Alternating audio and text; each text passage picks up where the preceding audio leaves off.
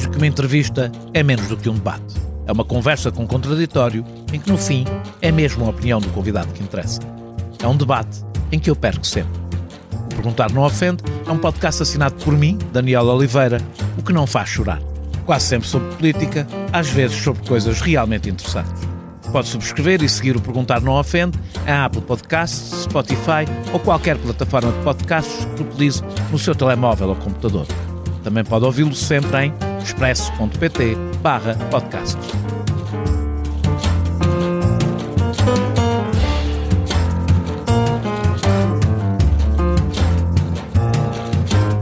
Já passaram 31 anos desde que 28 mil portugueses assinaram uma petição contra um cartoon em que António enfiou o nariz de João Paulo II num preservativo, criticando as declarações do Papa numa visita a um continente africano arrasado pelo HIV. Mas só passaram 8 desde que milhões de europeus disseram "Je suis Charlie", depois de um ataque terrorista islâmico que matou 12 pessoas em Paris, em vingança contra os cartoons publicados no jornal satírico Charlie Hebdo, considerados blasfemos. Talvez a solidariedade tenha resultado da brutalidade criminosa da reação ou porque o alvo era, desta vez, outra religião. A verdade é que o mesmo António foi acusado há 4 anos de antissemitismo pelo liberal New York Times por ter representado o líder da extrema-direita Benjamin Netanyahu como um cão de Trump e posto um kippá na cabeça do então presidente dos Estados Unidos. Mas poucas vezes se deve ter falado tanto de cartoons em Portugal como no último mês. Primeiro foi a indignação com um cartoon contra António Costa, da autoria de um professor e exibido numa manifestação, considerado racista por muitos. Depois foi o cartoon de Cristina Sampaio, que foi divulgado na RTP, em que um polícia, treinando uma carreira de tiro, era tão mais certeiro quanto mais escuro era o seu alvo. Desta vez, a crítica não era porque o cartoon era racista, era porque criticava o racismo nas forças de segurança. Apesar do alvo da crítica ser a polícia francesa, foi a portuguesa que enfiou a carapuça. Depois do Chega e do PSD terem exigido a presença de responsáveis no Parlamento, o Ministro da Administração Interna telefonou ao Presidente da RTP exigindo responsabilidades e pedindo, cito, sentido de responsabilidade para que a liberdade de expressão não coloque em causa a imagem e o prestígio das instituições. Afirmação saída da boca de um democrata que deixaria no desemprego qualquer cartunista decente. Pelo seu poder metafórico, os cartoons sempre foram uma arma capaz de criar ondas de indignação. Num tempo em que a vontade de chocar, por vezes de forma vazia, se generalizou através das redes sociais e em que a indignação passou a ser o estado natural das opiniões públicas, não é certo que todos saibam o espaço que esta forma poderosa de crítica social, cultural e política continua a ter. Num tempo em que algum excesso de correção na linguagem convive com a vulgarização do insulto e do preconceito, os cartunistas podem ser apanhados em fogo cruzado. A partir do episódio que envolve uma cartunista nacional, vamos passar a próxima hora a falar disto tudo. E tenho um painel de luxo, juntando 4 dos melhores cartunistas portugueses. Começo pela protagonista desta polémica, Cristina Sampaio. Começou a ilustrar livros infantis e a fazer ilustração e cartoons na imprensa em meados dos anos 80, com presença regular no Independente, Expresso e Público e, a nível internacional, no Boston Globe, Washington Post, Wall Street Journal e New York Times. Com ilustrações e cartoons publicados no Diário de Notícias, o grosso do trabalho de André Carrilho tem sido editado internacionalmente na The New Yorker, Vanity Fair, The New Statesman, The New Republic, Harper's Magazine. Publicou 2 livros de ilustração. Nuno Saraiva concebeu, com Júlio Pinto, A Filosofia de Ponta, publicada semanalmente no Independente e posteriormente editada em livro. É ilustrador regular em jornais como o Público e o Expresso e autor de várias capas ou ilustrações para livros. O nome de António confunde-se com o desta casa, o Expresso, onde publica regularmente há 49 anos, e com a própria democracia portuguesa. Colaborou com o Diário de Notícias, a Capital e a Vida Mundial, tendo publicado de forma regular por algumas das mais destacadas publicações internacionais. Todos ganharam bastantes prémios, mas é ele o único comendador neste estúdio. Muito obrigado aos 4 por terem aceitado este meu convite, e eu vou começar por ti, Cristina Sampaio. E sobre este episódio, vamos começar por este episódio, não vamos só falar deste episódio, mas vamos começar por este episódio. Estavas à espera desta reação? Achaste que não se perceberia que o cartoon era sobre França? O Expresso faz 50 anos. Celebre connosco e torne-se assinante em expresso.pt.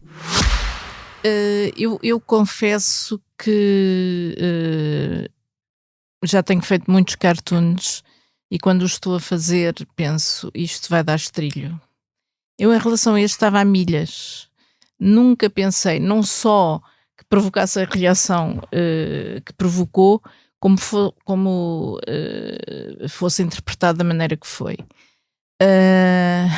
Eu estou a falar da animação, porque entretanto também saiu o desenho em forma fixa na minha colaboração semanal do Público, ao domingo, mas nós, equipa Spam Cartoon, costumamos trabalhar em conjunto e nos velhos tempos em que tínhamos mais tempo livre encontrávamos-nos ao almoço para discutir o tema da semana seguinte. Agora fazemos isto por WhatsApp e, portanto, trocamos impressões e eu mandei uma mensagem ao André e ao Tiago a dizer: esta semana calha-me a mim, porque nós vamos alternando os três, esta semana calha-me a mim fazer a animação. Estou a pensar fazer sobre o que se está a passar em França. Como é que eu faço o cartoon normalmente? Evidentemente que nós estamos sempre a par do que se está a passar. Os nossos cartoons são sobre a atualidade, portanto, o que estava quente temos que escolher, temos que selecionar, poderia ter sido outra coisa qualquer, mas a quente estava toda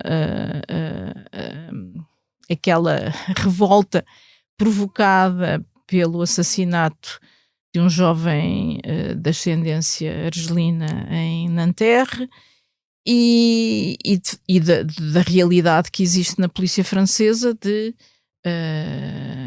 um racismo. Eu descrevi mais ou menos como é que ia desenvolver o cartoon e depois, como eu estava com um problema pessoal, que posso falar dele aqui, como o meu cão estava gravemente doente, foi internado, entretanto já faleceu. Eu disse ao André: olha, eu estou sem cabeça para fazer ter uma ideia, para pensar nisto e ter uma ideia para o público. Vou aproveitar a ideia de França e fazê-la para o jornal. E entretanto também falei com o meu editor do Público, que compreendeu a situação e disse: sim senhora, pronto, não é o mesmo desenho, é a mesma ideia. A ideia é essa, que é comentário àquilo que se está a passar em França. Eu normalmente, quando faço os desenhos, documento-me. O resultado final é graficamente, e é uma coisa muito simples, muito sintética, mas eu vou ver como é que são os uniformes, como é que são as armas, portanto vou à internet, até posso relatar aqui uma coisa engraçada, um episódio que eu fiz aqui há um ano, um desenho sobre a guerra na Ucrânia, em que fiz a Primeira Guerra Mundial, a Segunda, a Terceira e a Quarta, que é baseada um bocadinho naquela história do Einstein, que se houvesse uma Terceira Guerra Mundial, ele não sei.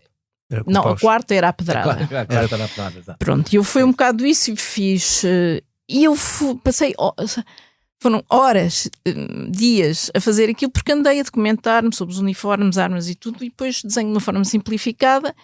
Esse desenho, por acaso, teve um prémio em Itália, e em Itália, quando estava lá uma desenhadora com o marido, que era militar, e que disse: eu reconheço estas armas todas, estão rigorosamente desenhadas. No teu desenho, aqui, o uniforme é o uniforme da polícia francesa, não é? É o uniforme da polícia francesa. Que não tem a bandeirinha de França, porque eles não... Porque não tem, pronto. Mas eu poderia ter posto, ou poderia não ter posto, mas achei irrelevante, e sinceramente, diz. A minha pergunta é exatamente isso. Se fosse sobre, juntando a isso que tu estás a dizer, se fosse sobre Portugal, farias na mesma... Faria na mesma, só que não é sobre Portugal, não havia nada neste momento em Portugal. Portanto, isto é uma coisa do momento que justificasse aquele cartoon. Como me disse o André, eu não acordo de manhã a pensar: olha, agora vou atacar a polícia portuguesa. Não faz sentido.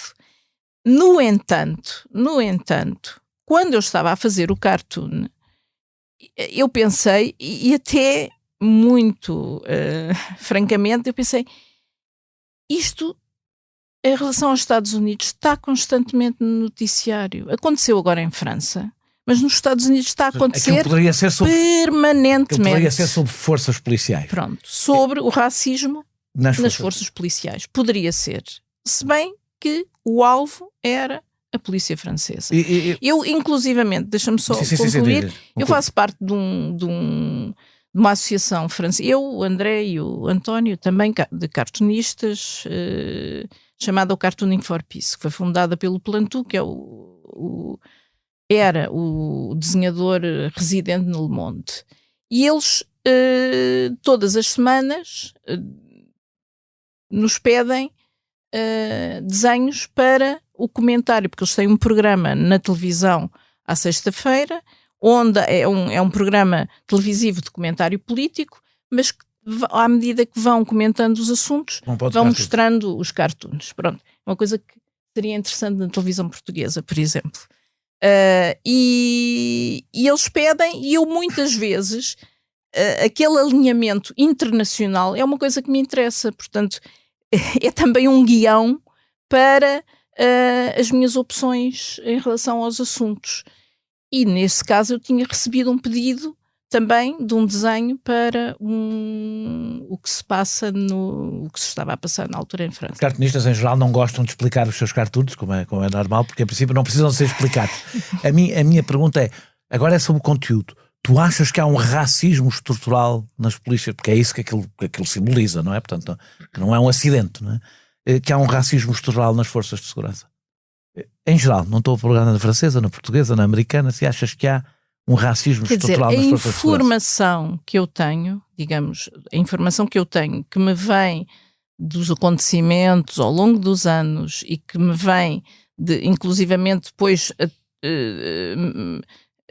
naturalmente, com toda esta celeuma que foi levantada, eu fui tendo informação de vários canais que veio um bocado justificar uma espécie de, como dizer, de má consciência e a tal história que tu dizes de enfiar a carapuça.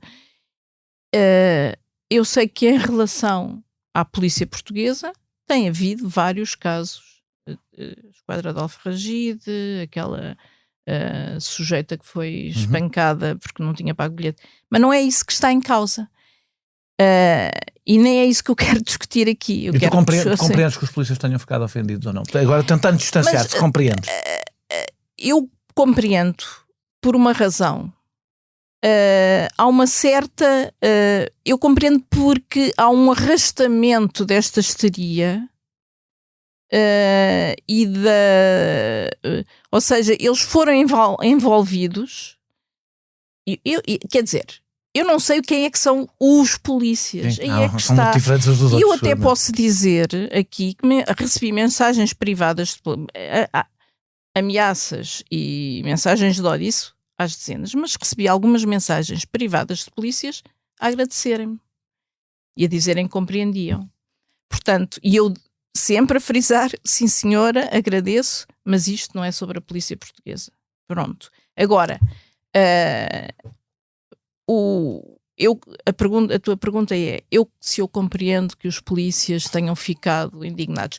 Há uma coisa que eu queria aqui dizer, que é que os meus colegas também podem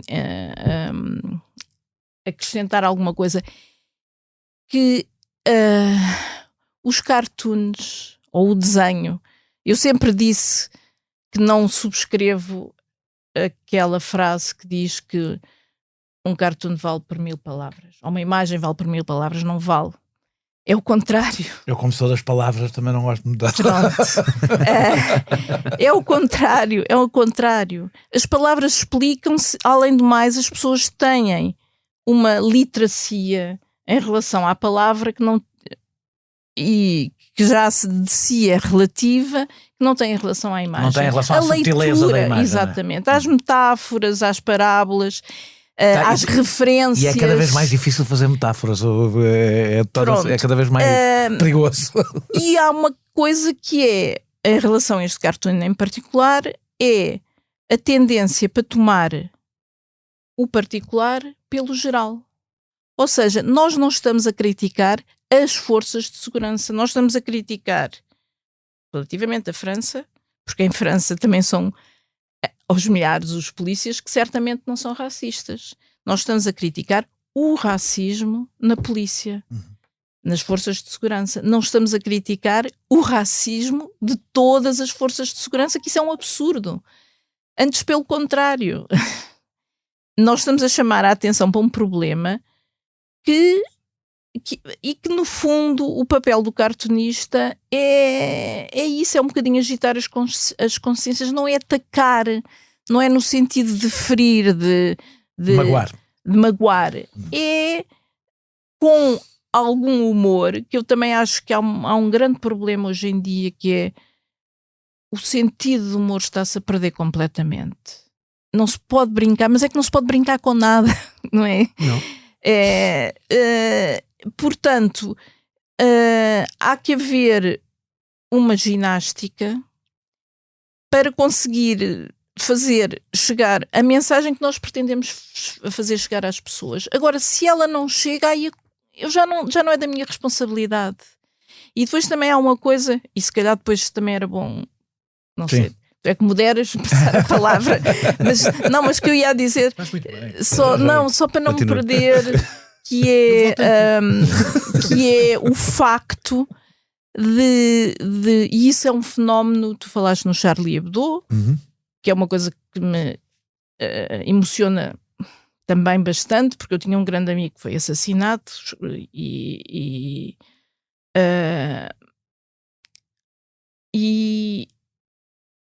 o que acontece é que com as redes sociais e com esta coisa terrível chamada globalização, as coisas são completamente descontextualizadas.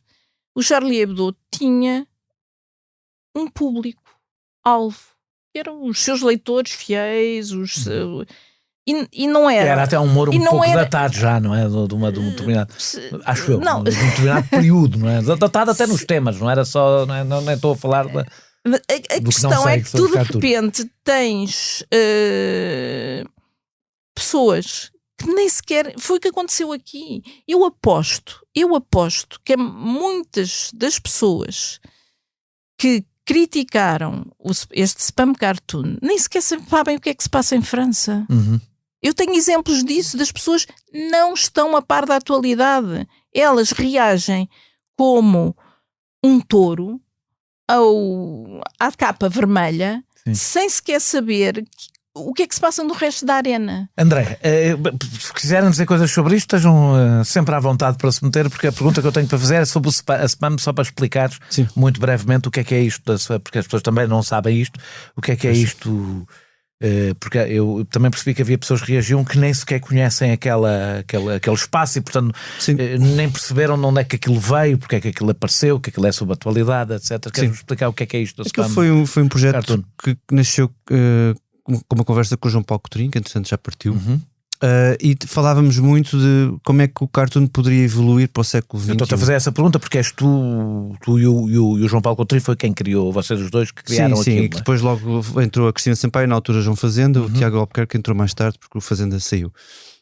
E nós queríamos, portanto, a internet começou por ser um serviço e fez rapidamente a transição para ser o canal de todos os serviços. Portanto, antes a internet era uma coisa como o telefone, depois passou a ser os telefones, a televisão e os jornais, e tudo passa pela internet.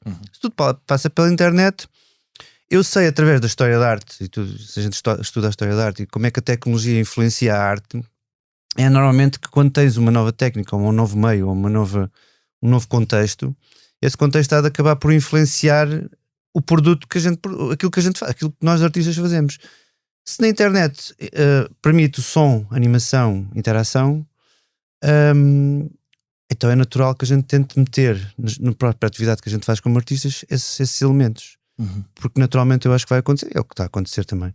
Se bem que no caso da animação as coisas são complicadas, porque a animação costuma ser muito morosa de fazer e cara por causa disso.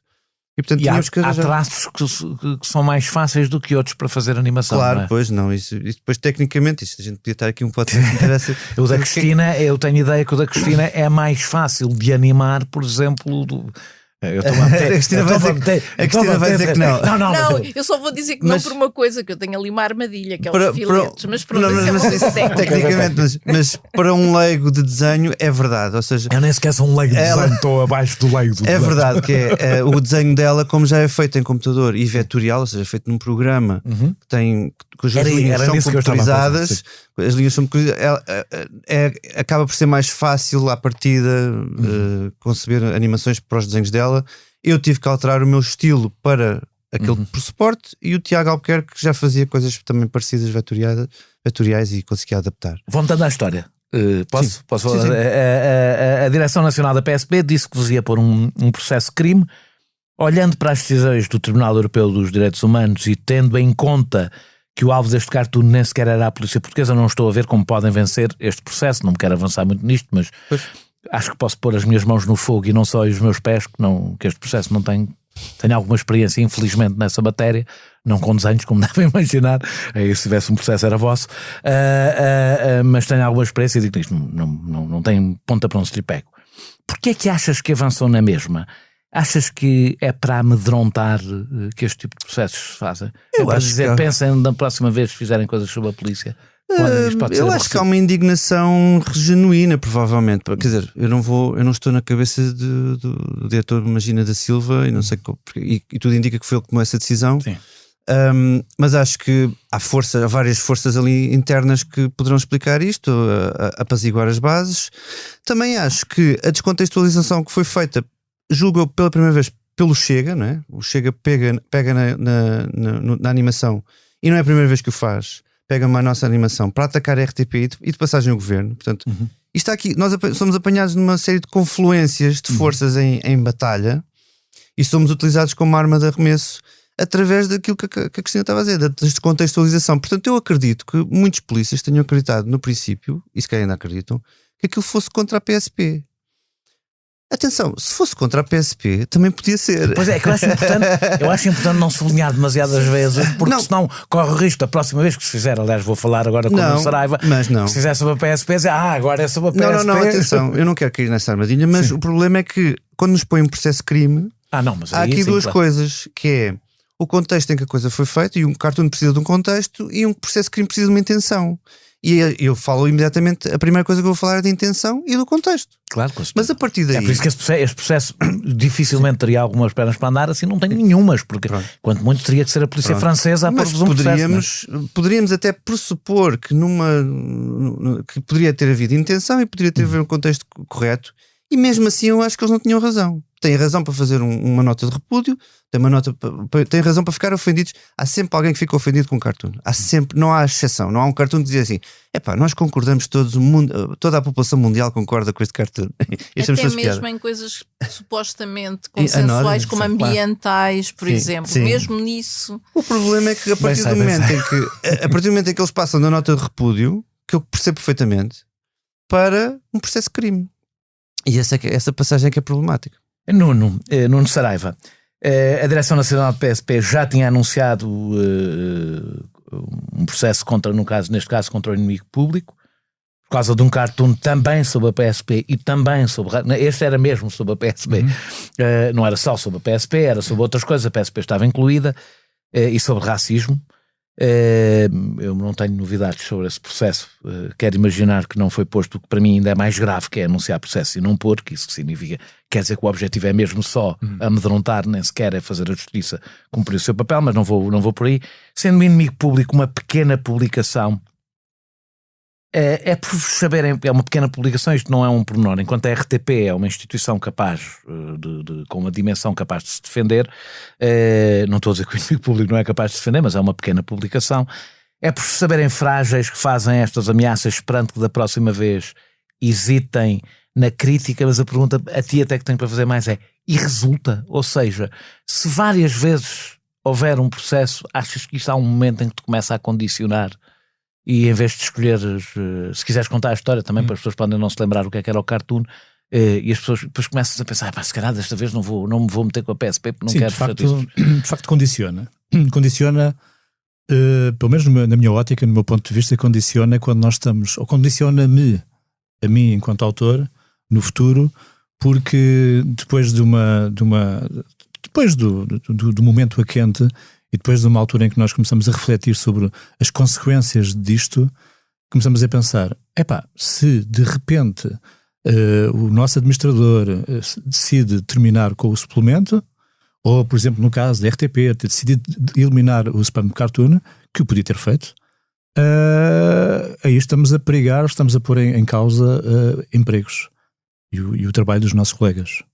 Ou seja, eu com este tipo de coisas que está a acontecer, eu penso muitas das vezes, eu sou eu próprio o meu sensor e penso, entro numa reflexão. Esta pressão muitas vezes é exatamente para funcionar a autocensura. É para nos levar à autocensura, e aí eu não posso estar a dizer o contrário. A verdade é que isto só me assusta por aí, por esse caminho. Começo a pensar, se eu for, se calhar, se eu pisar um risco excessivo, se eu for demasiado à bruta, coisa que eu sou enquanto autor, absolutamente autónomo nas redes sociais, porque o teu cartoon, se queres lembrar, sim, era um bocadinho mais agressivo. Eu nem sei, por acaso, estava um para o outro. Não, aconteceu numa altura muito particular, mas deixa-me só contextualizar, explicar mais ou menos como é que funciona o Inimigo Público. O Inimigo Público é um jornal satírico-dependente que procura brincar, enfim, criar algum pó de arroz nas realidades e ficcioná-las. Que é o que está no Expresso. Que é o que está no Expresso, não é? Que não segue necessariamente o estilo de Canard Enchaîné ou de Charlie Hebdo. Será mais uma espécie do Bisnau da altura do Afonso Praça ou da altura do Júlio Pinto, o Fiel Inimigo, em que procura ficcionar e mascarar e brincar com as realidades. Da política nacional, neste caso. Eu, ao contrário dos meus colegas, não sou internacional, eu sou muito do desenho da nossa cena política nacional. Explicando o modus operandi do Inimigo Público, há um tema central, que é trabalhado por uma equipa, e depois o nosso amigo em comum, Luís Pedro Nunes, liga-me e explica-me do tema. E o tema é conversado, é analisado ao telefone, um pouco também, provavelmente, como acontece convosco, com o Tiago, a Cristina e o Carrilho no Spam Cartoon. Chegamos a uma conclusão no final desse telefonema, e eu começo a desenhar a partir dessa ideia, uma ideia conjunta tida por uma redação pequena, e eu desenho o cartoon, dou-lhe vida, não é? Ele nasce, envio ao Luís Pedro Nunes, e o Luís Pedro Nunes trata de lhes dar umas valentes bufetadas para ver se ele desperta, e muitas das vezes ele não desperta e eu tenho que voltar outra vez a reanimar o animal, o ser. Bom, neste caso, no que aconteceu, em relação ao que aconteceu ao cartoon de agosto de 2020, nós estávamos a viver uma época muito particular. Surgiu uma frase nas paredes das casas de 3 deputados da Assembleia da República que tinha uma pele mais escura que a nossa, que dizia: têm 24 horas para mudarem de país, ou para abandonarem o país. Não se sabe quem foi, quem escreveu, mas segundo consta, foi um grupo constituído por indivíduos dos Emerskins, alguns indivíduos do Chega, enfim, não sabemos. Racistas da ala dura. E nessa semana foram fazer um cerco à sede do SOS Racismo, a que chamaram de parada Ku Klux Klan, com tochas, e taparam os seus rostos com máscaras brancas assustadoras. Ao que parece, um jornalista do Expresso dirigiu-se ao local e tirou as primeiras fotografias, e apercebeu-se da presença de alguns polícias ao fundo que nada fizeram. Ora, nesta semana, que foi uma semana em que vários deputados da República foram ameaçados, numa semana em que o SOS Racismo tinha sido cercado por indivíduos que nunca chegaram a ser identificados, um dia depois, eu e o Luís Pedro Nunes publicamos um cartoon. Que era a capa da Foi a capa do Inimigo Público, que na altura era publicado no Público, em que há uma fila de personagens portugueses que representam a sociedade portuguesa. Ora, aparecia um hooligan, aparecia uma mulher, aparecia aparecia um puto, um dread, vá lá.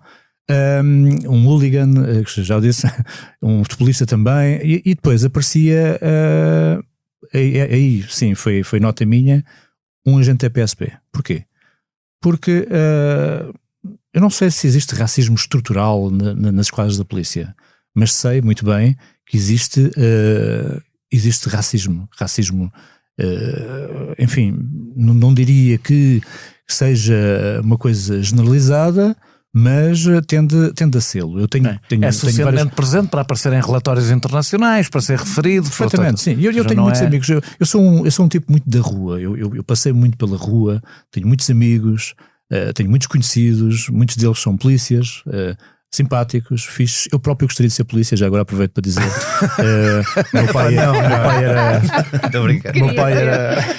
Meu pai era despachante oficial. Pensei que ias dizer aquela frase que só dizia quando era miúdo: meu pai é polícia. Ele parecia-me sempre de farda e eu ficava fascinado com os galões e as fardas. Retratos robôs para as quadras. Exatamente. Por acaso, tens futuro. Exato. Não, eu se fosse fazer um retrato robô, eu iria sempre a parvalhar a cena. Acho que tu Carrilho, serias ótimo para fazer um retrato de robô. Eu sou parvo só. Não é isso. Tu és realmente um desenhador de rostos, não é? Eu sou. É mais para a bonecada. Sim. O André e o senhor comendador. António Antunes. Deixa-me ir ao senhor comendador. Isto é uma piada que já vem antes do programa começar. Mas deixa-me só terminar então esta. Bom, estávamos no verão, estávamos nessa particular semana em que a polícia pouco ou nada fez em relação a estas ameaças aos nossos deputados e em relação ao assédio do excesso de racismo. Telefona-me o Luís Pedro Nunes e diz-me: olha, já sabes o que é que está a acontecer? Aquela cena das tochas. E eu, na altura, perguntei: mas o quê? A história do sexo na comporta? Mas isso já passou, já tem uma semana. E ele: não, mandou-me umas palavrinhas que agora não vou estar aqui a reproduzir. Eu conheço o Luís Pedro Nunes, portanto, ele é uma pessoa de mimos, não é? Sim. Pronto, e reconforta-nos. E então, eu acabo sempre os cinemas com ele a respirar fundo. E de seguida faço o cartoon. E o cartoon, comecei a fazer o cartoon com as figuras, não é? Todas, a representação da sociedade, blá blá. O cartoon sai, é um cartoon um bocadinho fora do meu estilo de desenho. Eu costumo fazer muitos desenhos com muito branco à volta para que exista uma certa, enfim, luz que faça recortar o desenho. Ou seja, a atenção do espectador incide sobre a figura recortada a branco. É um estilo que acho que aprendi do Jorge Silva desde os tempos do indie. Está bem, pode ser. Eu faço assim também. E então, o Jorge Silva, designer do Independente, foi e é, não é? O nosso grande amigo. E era na altura o diretor que acabava por ser o nosso, como é que é dizer, o nosso patrono, dava-nos umas dicas e tal. E essas dicas ainda ficaram, não é? De certa forma, na forma de trabalhar o desenho. O cartoon sai, é publicado, e atenção que tudo o que eu acabo de dizer dos deputados, dos manifestantes do frente ao excesso de racismo que não foram identificados, a coisa demorou o seu tempo, demorou uma semana. A polícia a PSP nunca reagiu. Mas foi rápida a reagir ao cartoon. Foi muito rápida a reagir ao cartoon. Ao meio-dia de sexta-feira, o cartoon é feito na quarta-feira, é impresso na quinta e sai na sexta-feira.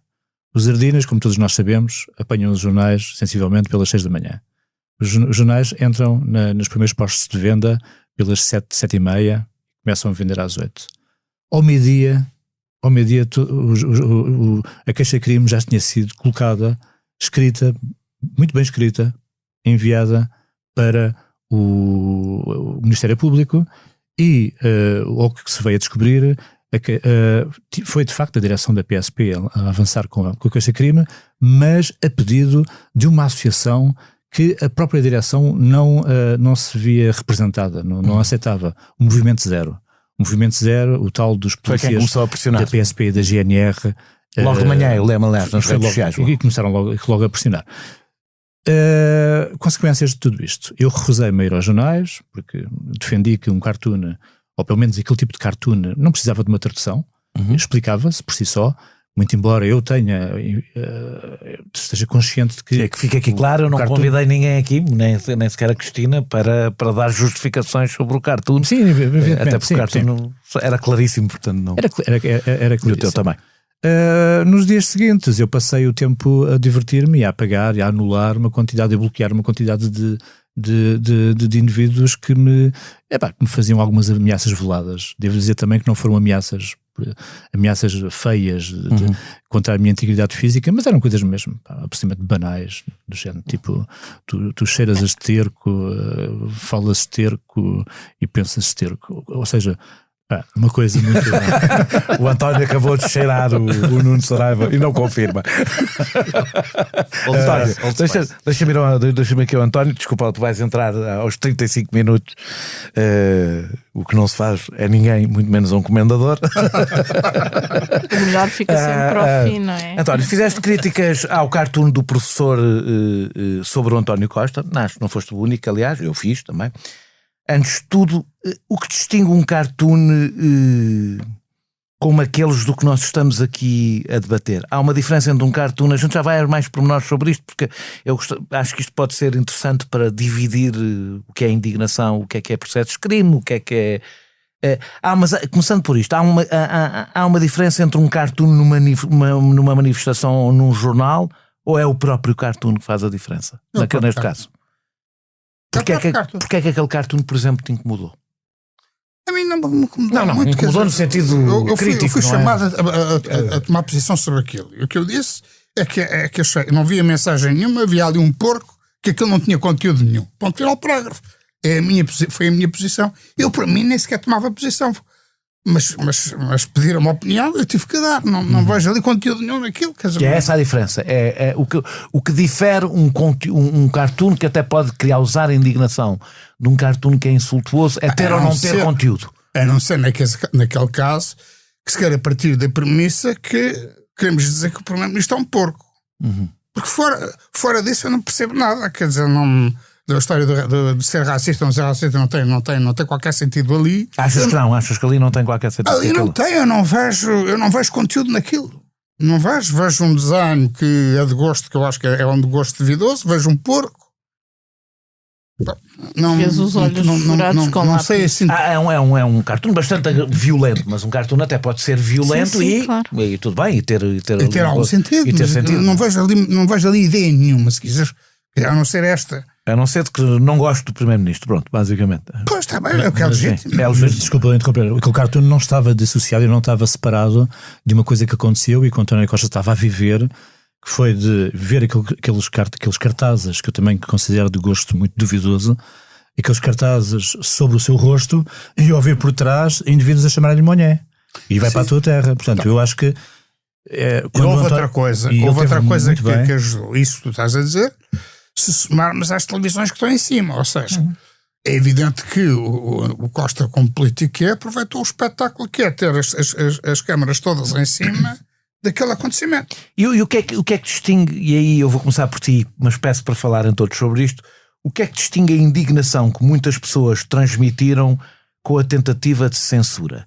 Pode perguntar, incomoda-te que um cartoon teu, por exemplo, cause indignação? Isso é censura a partir das pessoas ficarem indignadas com um cartoon? Não. As pessoas ficarem indignadas é uma questão de formação, de gosto, de opinião, de posicionamento. Isso não tem a ver com censura. As pessoas podem indignar-se. Pronto, eu também me indigno com tanta coisa. Quer dizer, isso não quer dizer censura. Isto que assistimos com a Cristina, qual é a fronteira que foi passada entre a indignação e mais do que isso? É que queremos é uma tentativa de pressão sobre o autor. Ligar para eu, na realidade, acho que o ministro, se ligar à RTP, é pior ainda do que é a pior de todas, eu acho. É a pior de todas, porque acho que ainda por cima é completamente idiota, que não faz nenhum sentido. O ministro telefonar não faz nenhum sentido. Ainda por cima não é o ministro da tutela, mas da tutela da RTP. Da RTP. Mas pronto, não faz. Era o ministro que na altura estava aos microfones com a PSP. Penso eu que é uma tentativa de agradar à PSP, de mostrar que está muito atento aos enxovalhos da instituição. Deve ser isso, não sei. Mas é porque eu quando estou aqui a insistir nisto da indignação e da censura, é porque há uma coisa que eu tenho assistido muito. Sempre que há uma indignação, agora quando até nós já vamos lá mais à frente, mas sobre politicamente correto, etc. Sempre que há uma indignação, e as indignações hoje ganham dimensões um pouco diferentes por causa das redes sociais, as pessoas, vejo muitos, não é só cartunistas, articulistas, etc., a tirarem-se para o chão e a dizer que estão a ser censurados. Ora, o que vocês fazem, por natureza, causa indignação. Eu não me sinto censurada. Eu só me sentiria censurada se a RTP tivesse tomado uma posição pressionada por aquilo que está a acontecer. E tomou a oposta, na realidade. Tomou a oposta, e eu só tenho a agradecer ao Nicolau Santos e ao António José Teixeira pela posição que eles tomaram e por aquilo que eles disseram. Há uma vantagem em ter um presidente do Conselho de Administração com formação como jornalista, é uma vantagem. Portanto, a censura, e depois não se exerceu. Exerceu-se uma tentativa de pressão, mas não me senti censurada. É um preview de quando tiver o Chega num governo, no poder. Mas está a acontecer em Espanha, por exemplo, em câmaras municipais com o Vox. É basicamente um amuse-bouche, como para se chamar França. mas de qualquer maneira, eu acho que o direito das pessoas à indignação é o mesmo direito que eu exijo para fazer cartoons, que é o direito a expressar a minha opinião. As pessoas podem ficar indignadas, podem ficar ofendidas até. Agora, quando se passa a fronteira é quando se institucionaliza o facto de que temos que aprovar qual é a opinião que se pode ser transmitida e qual é a opinião que eu, enquanto cartunista, devo ter. E quando tentam condicioná-la, pronto, aí sim, mas mesmo em qualquer meio de comunicação há sempre um conceito editorial. Portanto, estas coisas são... As pessoas vieram para as nossas redes sociais e dizem assim: vocês são pela liberdade de expressão, mas estão a apagar comentários ou estão a bloquear pessoas. Não, porque as caixas de comentários das redes sociais são utilizadas como uma arma de arremesso e uma arma de combate político. E através do E para que haja aqui, eu como sou campeão em bloqueios, são muitos milhares. Todos nós temos direito a decidir quem é que entra na nossa casa. Exatamente. Isso não é censura. O direito à propriedade privada. A censura, ou seja, eu tenho o direito a decidir quem ouço. Decidir quem não ouço não é censura. E tenho o direito a decidir quem faço broadcast e quem promovo. Claro. Aliás, eles promoveram o nosso cartoon porque quiseram. António. Mas a censura por vezes também é induzida, é feita. Eu estou-me a lembrar, do meu caso, que vou ter que falar dele, porque se vamos falar de Nova New York Times, eu tenho uma parte específica só para falar sobre o New York Times. Depois já falo nisso, mas posso falar, por exemplo, de coisas que não são nada de especial, mas nunca se tinham feito, e eu fiz, pronto. Houve um dia aquela história do Papa. O Papa aqui, nós vimos numa tradição ditatorial muito próxima da Igreja, nunca ninguém tinha ousado tocar na figura do Papa. E tocou-me a mim, pronto, aconteceu. O meu diretor da altura entrou em pânico.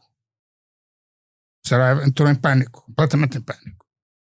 E teve uma conversa comigo. Eu sou o primeiro a telefonar-lhe. Olha, para que você não saiba. Ele é católico. Não sei se é. Mas é pronto. Mas é conservador. É conservador. Sim. E arquiteto. O arquiteto é que. E eu disse: olha, para você não saber por jornais, está a acontecer isto assim. E ele diz-me o seguinte: recordo, António, no Expresso não se responde a provocações.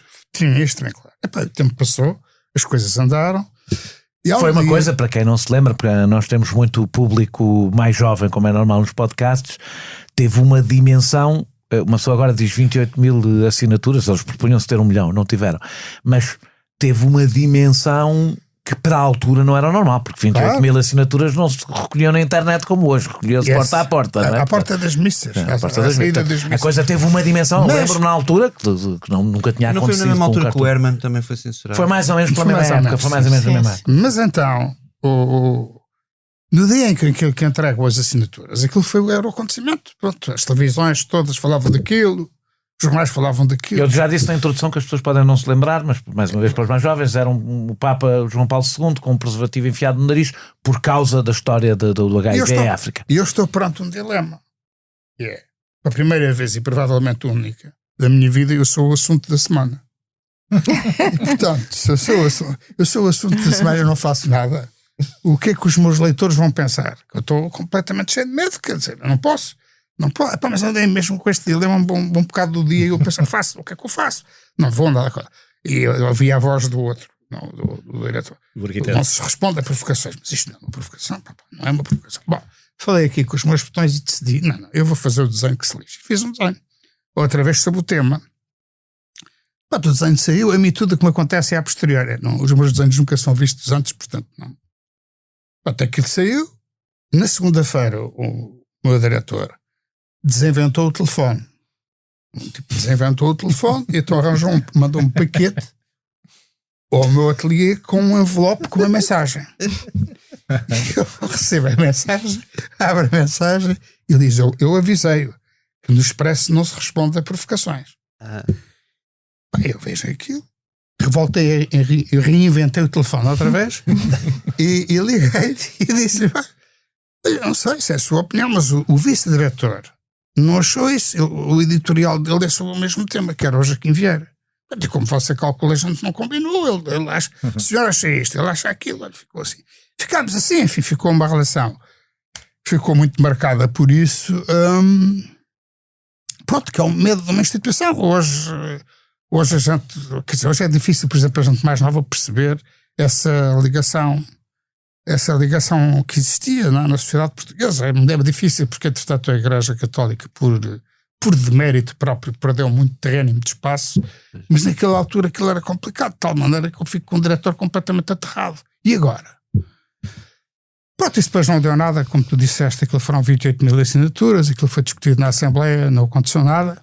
E aconteceu pelo menos uma coisa que eu me orgulho muito. Passou a haver o direito de poder fazer coisas com os papas que vierem, este, outro.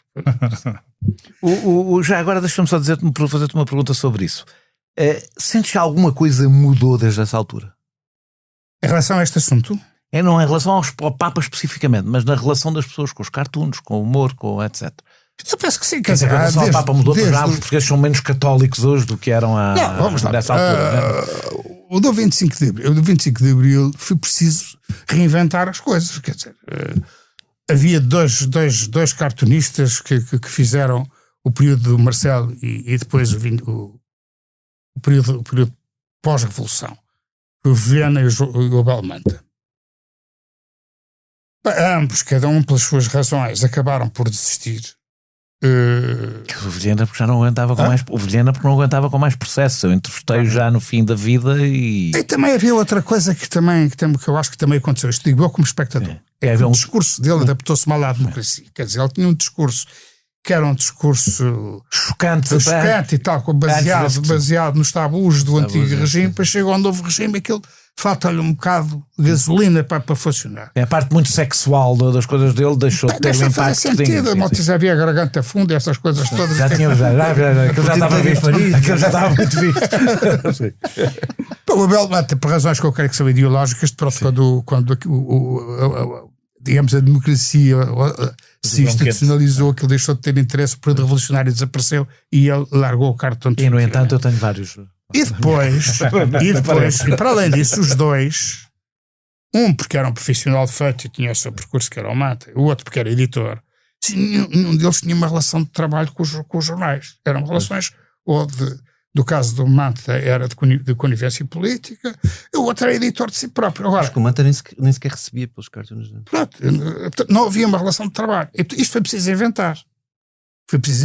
Os jornais que pagavam muito mal, como aliás pagam hoje outra vez. Depois, um período que pagaram menos mal, foi um período em que os jornais acharam que precisavam de ter um cartunista de estimação. Era bom. Devia haver um cartunista de estimação. Uhum.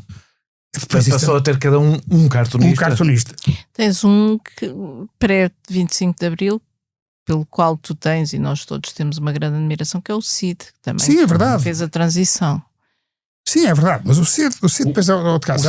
O Cid teve um caminho semelhante por razões ideológicas ao do Abel Manta, mas no sentido exatamente oposto, não é? De ficar muito conotado com uma área política muito específica, como o Abel Manta, mas ao contrário. Uma coisa que eu já que falámos dele, queria dizer que era um grande cartunista. Eu que fiz o pré-que todo com ele, e nós tínhamos, até ao fim. Sim. Era a única razão porque eu olhava para o diabo. Tínhamos divergências políticas claras, mantivemos a amizade sempre imaculada até ao fim. Eu gostava muito dele como cartunista e como pessoa, e creio que a versa também era verdadeira, e portanto as posições políticas dele não. E tinha uma coisa engraçada, porque era provavelmente o único cartunista claramente de direita, ou seja, acho eu assim, em Portugal. Era uma direita não partidária também, era muito crítica em relação houve alturas em que a gente se chegou mesmo assim ali à beira do abismo, porque houve ali algumas coisas que agora parece feio dizer isto, mas já agora algumas inverdades. Quer dizer, quando ele achou que o Soares Carneiro era o herói da Revolução, aí já me fez um bocadinho mal à pele. Tu querias há bocado dizer qualquer coisa sobre. Queria dizer uma coisa sobre. Eu apanhei aqui uma frase do Carrilho sobre os conselhos editoriais. Eu acho que falta às instituições um conselho editorial. Isto porquê? Porque... Onde é que isso já vai? Querendo... Um conselho de redação, já nem peço um conselho editorial, um conselho de redação. Isto porque, voltando agora à história do cartoon da Cristina Sampaio, eu queria dizer uma coisa e aproveito. Eu acho que um cartoon tem que sempre. O objetivo do cartoon é atingir um alvo. E nesse sentido, se calhar, o spam da Cristina não atingiu no imediato, não atingiu de todo o alvo, que era a polícia francesa, não é? Que era Nanterre, não é? Não chegou lá, não é? Mas atingiu um outro alvo, fez uma viagem no tempo. Fez a viagem no tempo em que volta para trás e vai ter com aquelas velhas polícias que primeiro batiam e só depois é que perguntavam. Eu tenho cá para mim, mas tenho mesmo cá para mim, estive a pensar sobre o assunto, que esta decisão da parte da PSP foi uma decisão tomada a quente e não a frio. Isto foi. Eu também tenho essa sensação. Eu acho que eles não observaram o desenho, e ficaram extremamente aterrados, sentiram-se violentados no desenho que viram. E isso torna-se bastante perigoso, porque tem a ver com a tal iliteracia que a Cristina também estava a falar há pouco. Também essa posição, André? Eu, aliás, li no Expresso que havia membros da direção da PSP que não concordavam com esta decisão e que foi uma decisão um bocado individual. Não sei se foi ou não, mas também tive conversas com a Cristina, conversas offline com membros da PSP que eram muito mais razoáveis e que nos contactaram, que eram muito mais razoáveis do que aquela histeria que foi provocada por eles. Tu, Cristina, achas que há aqui também um problema, é que neste tempo das redes sociais o mais histérico é sempre o mais ouvido, não é? Sim. Mas claro, isso não, por mas design. eu acho que há uma coisa e que é preciso dizê-lo. Há um aproveitamento político daquele cartoon pelo Chega e depois PSD. a reboque pelo PSD. Portanto, independentemente da indignação dos polícias de se sentirem ofendidos ou não, e eu queria dizer uma coisa aqui a propósito da questão das pessoas se indignarem do direito. Ainda bem que as pessoas se indignam com um cartoon meu, senão era nulo, não é? Eu estou a fazer, eu não estou a falar deste em específico, estou a falar em geral. Se o papel do cartunista, tal como eu o vejo, eu vejo a minha profissão como uma atividade cívica através do desenho. Tal como muito provavelmente tu vês a tua profissão como uma atividade cívica através da palavra. Portanto, intervir na sociedade de maneira a que haja algum progresso, que as coisas modifiquem. O António Espanha uma vez escreveu um texto cujo título é "O meu trabalho é política", ou seja, não é a minha política é o trabalho, era inverter exatamente, o meu trabalho é política. É uma das discordâncias que eu tenho com alguns camaradas meus de profissão. Sim, o nosso trabalho é política, como é evidente. E eu que tenho um bocadinho, lá está, tive uma formação na altura do PREC, do 25 de Abril, quer dizer, eu comecei, os meus primeiros cartoons eu comecei a fazê-los com 15 anos. Na altura do 25 de Abril, portanto há assim este, digamos, bichinho de intervenção que ficou. Se eu faço um cartoon que não atinge as pessoas que são o alvo do cartoon, digamos assim, eu não estou a falar deste em particular, estou a falar em geral. então mais vale ir plantar batatas. Pois, ou ligado como com diz isso. o Gina, vender gelados. Exatamente, era o que eu ia dizer. Exatamente. Eu por acaso acho, eu não sei se reagiu a quente, eu acho que uma Gina da Silva, mas não é um debate aqui para nós, uma Gina da Silva está totalmente preso às forças mais conservadoras pois. Dentro da polícia, como não as combateu, passa a vida a tentar apaziguá-las. E como tentar apaziguá-las significa seguir os piores instintos dessas uma tarefa forças, fácil, nem para ele, nem para o Ministro da Administração. Não é uma tarefa fácil. Sim, mas agora é preciso não iludir as coisas. Isto são manobras do Chega, ponto final. Então deixa-me, eu tinha isto mais para a frente, Não mas foi então o primeiro, não foi o acham primeiro. que com o crescimento da extrema-direita as coisas hoje são mais difíceis do que antes? A pergunta pode ser para qualquer um de vocês. Mais difíceis Para vocês. Para vocês. Sim. Eu não sei se é o crescimento da extrema-direita ou se o crescimento da extrema-direita é também uma consequência daquilo que nos afeta também a nós.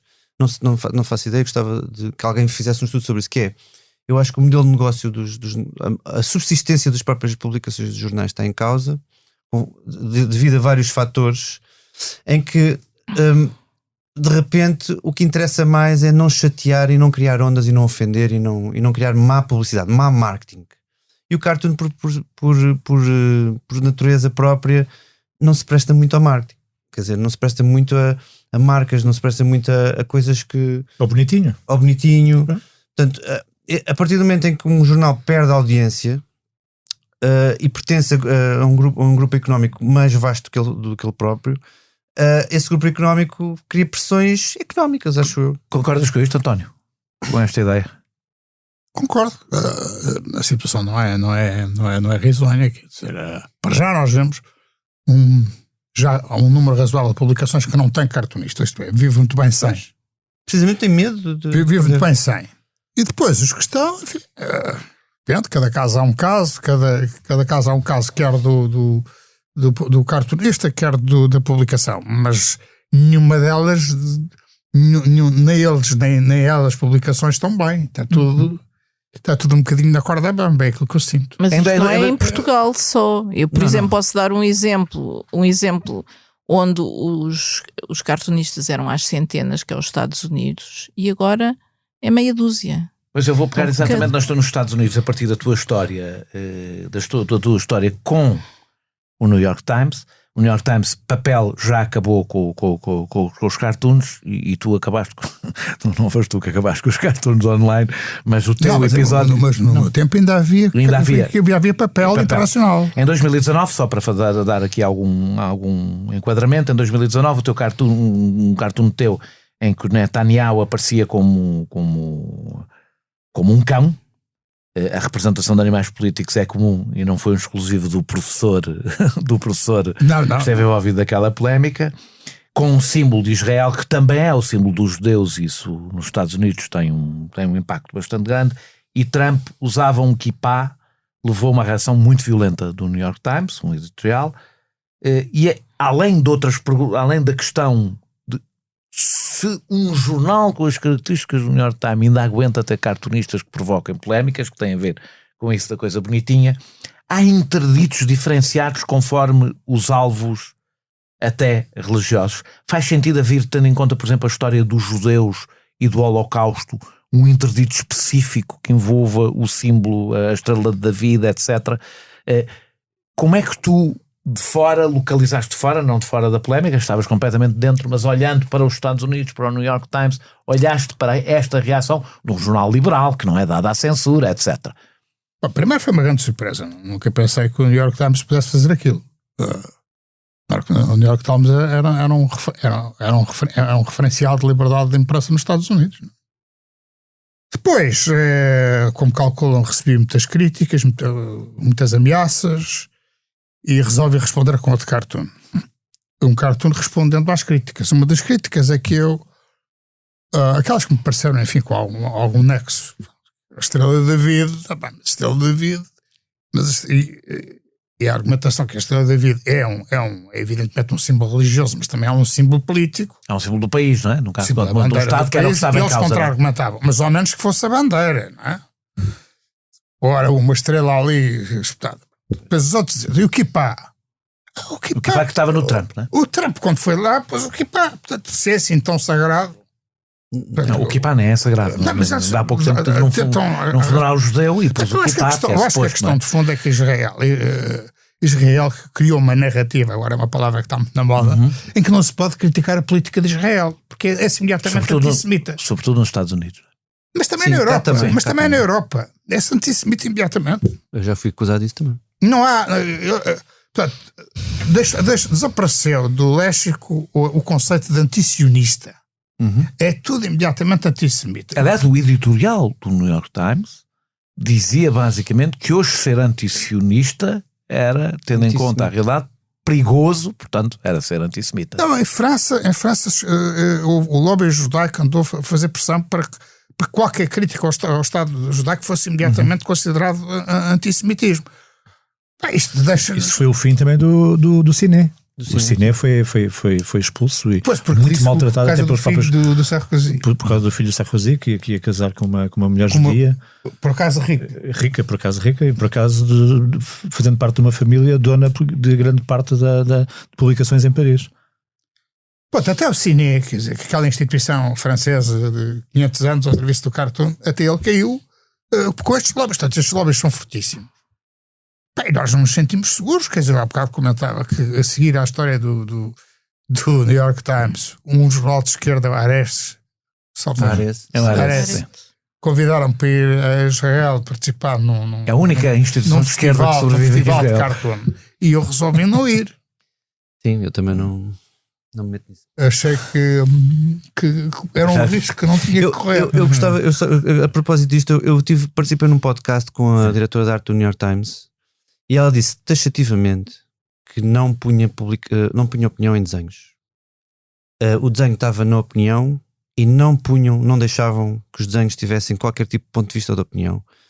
Não então, explicou porquê. Mas eu não estou a perceber. Então os desenhos não dizem nada? Não... Os desenhos não podem dizer nada, toda a mensagem está no texto. Porquê? Ela não explicou porquê, mas eu imagino... Há um lado que eu compreendo. Eu, se por exemplo tiver um texto de opinião, Não, mas não pode estar a mesma ele opinião. estiver associado um cartoon, ele pode mas criar não era esse o argumento. O argumento era que eu acho que é porque, como a imagem é facilmente descontextualizada e muito mais poderosa a nível de potencial viral, eu acho que eles têm receio.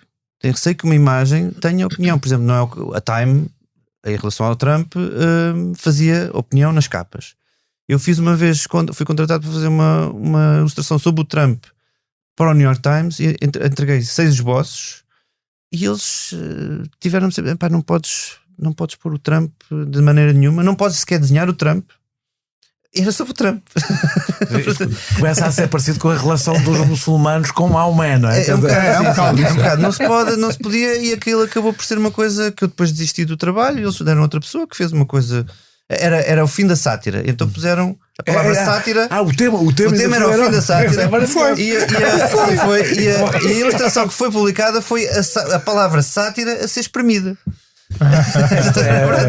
Isto é engraçado, Cristina. Tu querias dizer uma coisa, mas eu acrescento uma pergunta ao que tu queres dizer.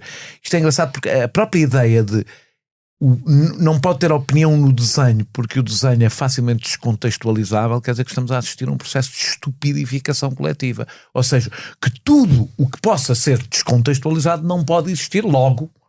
Na realidade, como tudo que é complexo pode ser descontextualizado, nada do que é complexo pode existir. Só o literal pode existir. Mas isto é específico do New York Times. Não, mas é que eu acho que há uma coisa aqui aí que se está a generalizar sobre... Sim. Não, eu ia dizer em relação quando tu da relação imagem-texto, ou seja, quando o texto passa a ser uma ilustração e deixa de ser um cartoon de opinião. E eu tive um caso muito concreto no Expresso, em que houve também portanto, digamos, eu comecei no público, depois passei para o Expresso e depois agora regressei ao público. E durante 12 anos, acho eu, fiz para a página onde tu escrevias também. Não para os meus textos? Não para os teus textos, mas eram os textos. Infelizmente, não para os meus textos. Eram de convidados, sempre. O texto central, tu tinhas uma. Eu já não estou nessa parte. E o texto, ou seja, enviavam-me o texto que eu lia E era sempre um texto sobre um assunto da semana ou assunto... Mas era sempre um convidado, podia ser um matemático, podia ser um ministro, podia ser um médico, podia ser... Bom. E eu fazia aquilo tentando, de facto, comentar com a minha opinião. Lá está. Havia coisas com as quais eu não discordava com o texto, tentava dar a volta com humor. E sempre correu, julgo eu, correu bem, até ao dia em que houve um texto do Gentil Martins, vergonhoso, em que ele acusava, dizia, era sobre a coadoção de crianças por casais homossexuais. E ele acusava, dizia que era inadmissível, mas dizia textualmente que os homossexuais eram doentes que deviam ser tratados. Aí eu disse, eu não vou fazer, o que é que eu vou fazer para isto? E fiz um desenho até relativamente, digamos, doce, digamos assim. Fiz 3 crianças, quase iguais, quer dizer, a carinha era a mesma, as roupas variavam, cada uma delas tinha uma bola debaixo do braço, a sorrir, crianças 3 miúdos, e... Já estou a ver aqui o desenho. Já estás a ver o desenho, pronto. E a legenda dizia, podes ler porque eu já não me lembro. Coadotado casal heterossexual, está um menino, outro menino coadotado por um casal homossexual, adotado por mãe solteira. E os miúdos, tirando as cores, são todos iguais. E são todos felizes e contentes. E falta-lhes a todos um dente. Pronto, Mas não e te falta-lhes livras. todos um dente, exatamente. São miúdos de 6 anos. Mas não te livras da ligação direta ao texto, neste caso. Claro, Sim. mas Eu faria pronto, mais um filho isso do levantou. O António acabou de dizer que faria mais um com o filho do dentista. Mas com os dentes todos. Não havia espaço, sabes que eu estava ali limitada no espaço. Isso também é uma coisa curiosa, não tem nada a ver, que nós temos que ter ideias para um determinado formato, que às vezes não é simples. Mas isso por nós que escrevemos também, não é? Que é um determinado espaço. Pronto, e isso levantou uma grande celeuma na reunião de redação do Expresso na segunda-feira seguinte, e pronto. E depois também nas redes sociais, etc. Mas porquê?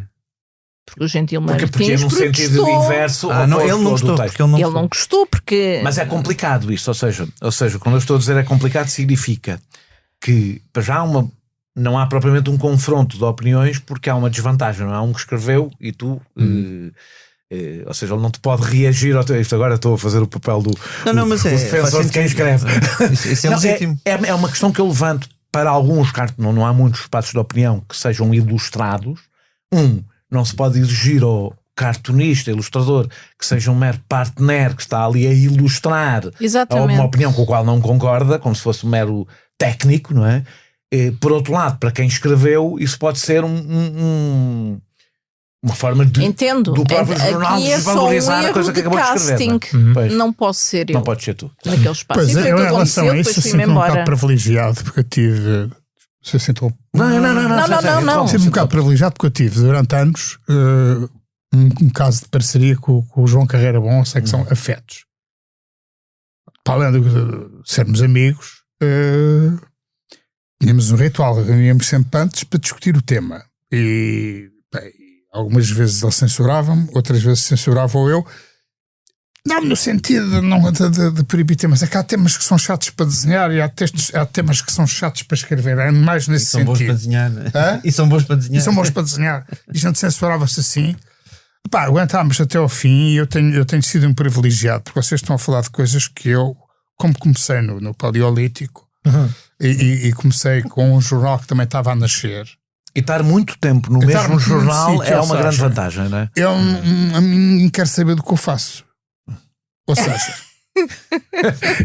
as pessoas têm a mania que estar a fazer parte da mobília é mau. Às vezes fazer parte da mobília é bom. Eu tenho passado bem. Ninguém passa pela cabeça tirar aquela mobília. Como em todos os jornais, há aqui lutas por poder. Há aqui lutas por poder, intrigas, clãs. Eu nunca sei nada. Quem é que ganhou a guerra? Eu acho que há aqui uma confusão. Ali lá no meu canto.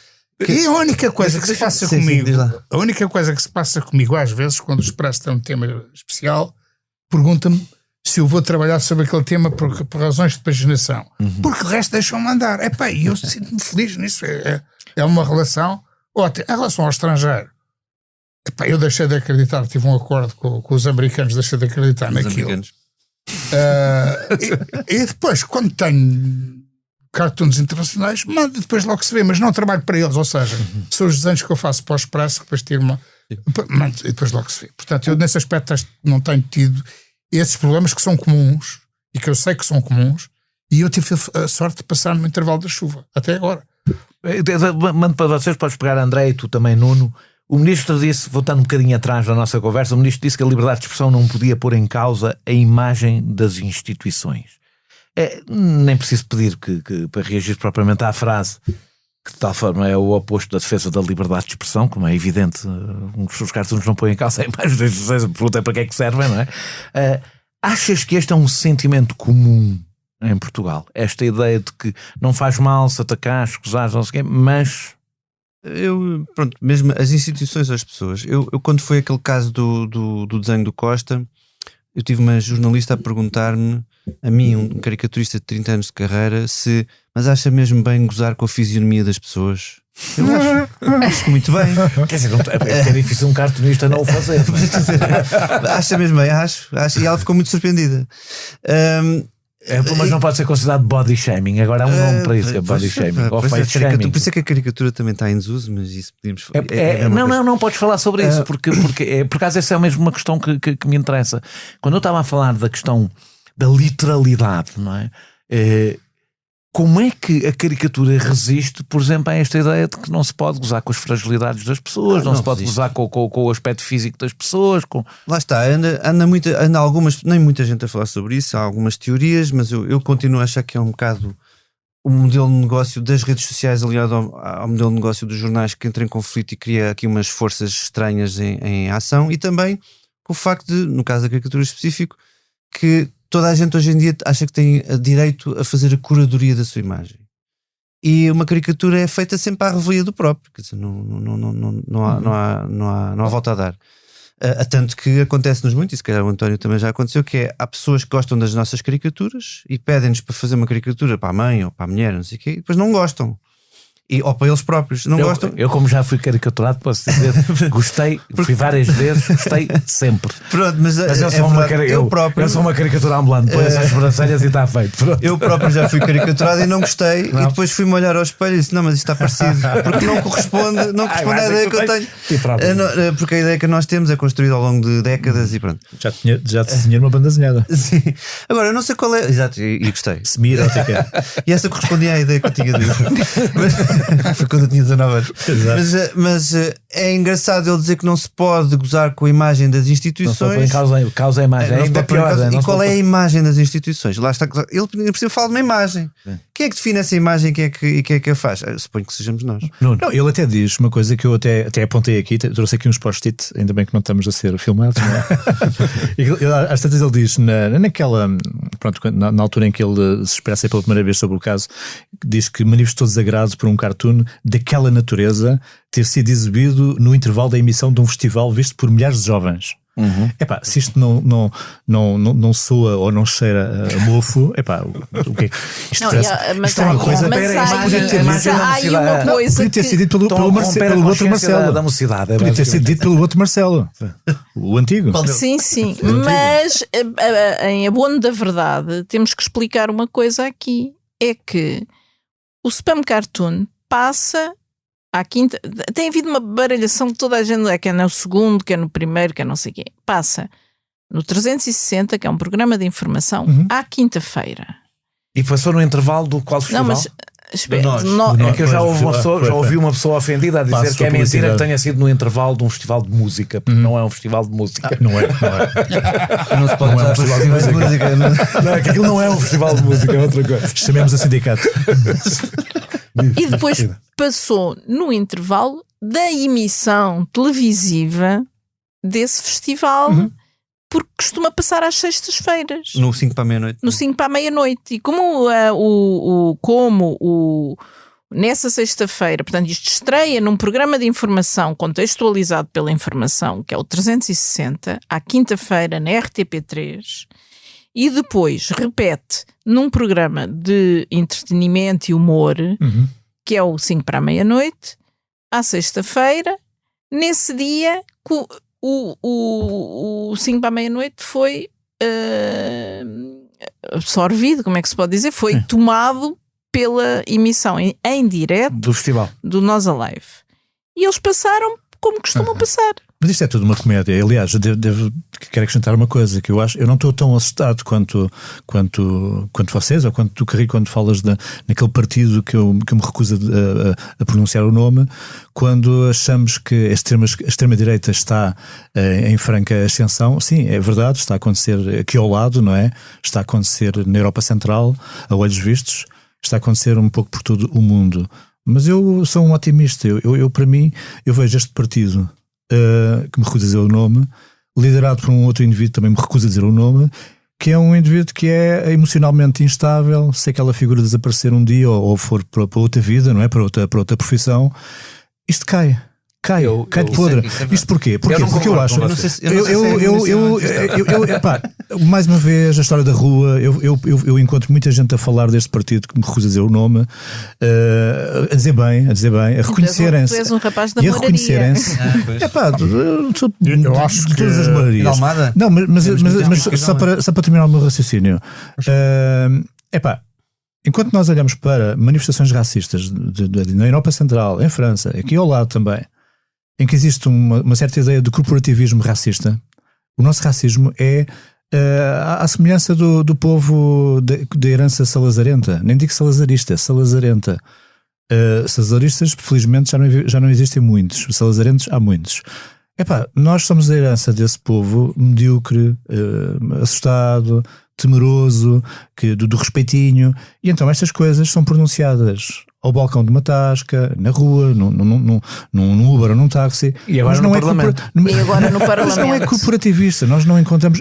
Aliás, esse partido que me recusa de dizer o nome, sempre que procura manifestar-se nas ruas e chamar as massas, eles não conseguem chamar massas nenhumas. Não existe. Por isso é que tenho alguma dificuldade em achar que existe racismo estrutural, seja lá onde for. Existem racistas, mas são racistas débeis, racistas com uma máscara que depressa cai. O António estava a querer dizer coisa. Não, quer dizer, o que eu queria dizer é que é um bocado concomitante com isto, quer dizer, faz parte deste universo, que é isto pode evoluir num sentido ou noutro. A relação à direita, não sei, depende do resultado. Para já, imediatamente, depende do resultado em Espanha, das eleições, que nos pode influenciar de uma maneira ou de outra. Agora, aquilo que me parece que é novo e que acho que a sociedade ainda não conseguiu encontrar antídoto é o anonimato das redes sociais, que permite tudo e mais um par de outras. É a desregulação da nossa vida em portanto, comunidade. Tudo pode acontecer a partir daí, independentemente das... Claro que havendo uma contextualização política favorável, aquilo experiencia, não é? Porque, de facto, está tudo sob controle.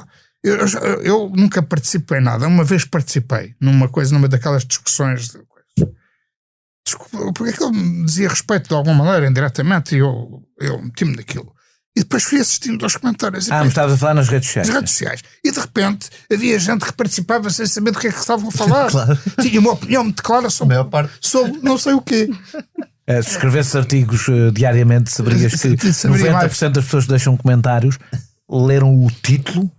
Exato. E só para aí 1% leu o artigo. Mesmo o destaque, a esmagadora maioria normalmente não lê. leem o último comentário. E o último comentário. O título é também um Mas eu quero pegar exatamente e vêm primeiro os bonecos, para a nossa infelicidade.